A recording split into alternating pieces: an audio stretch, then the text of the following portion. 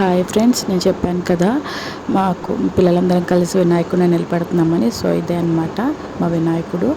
అయితే కలశాన్ని పెట్టాలని చెప్పారు. సో కలశం గురించి ప్రిపేర్ చేస్తున్నారు. కింద తమలపాకులు వేసి, బియ్యం వేసి, పసుపు కుంకుమ వేసి, పైన రాగి చెంబు అండ్ దాంట్లో వాటర్, పసుపు కుంకుమ వేసి, కొబ్బరికాయకి పసుపు రాసి, జాకెట్ ముక్కను అట్లా పెట్టి, కుంకుమ పెట్టి ఇలా పెడుతున్నారు.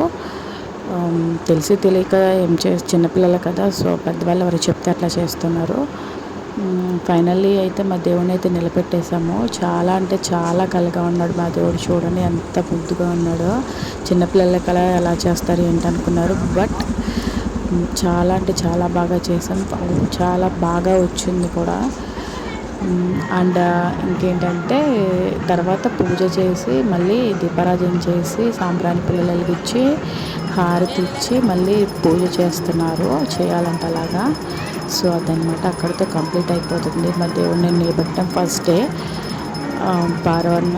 ప్రసాదాలు అవన్నీ పెట్టారు. పూజకి కావాల్సినవి అన్నీ మేము ప్రిపేర్ చేసి పెట్టేశాము.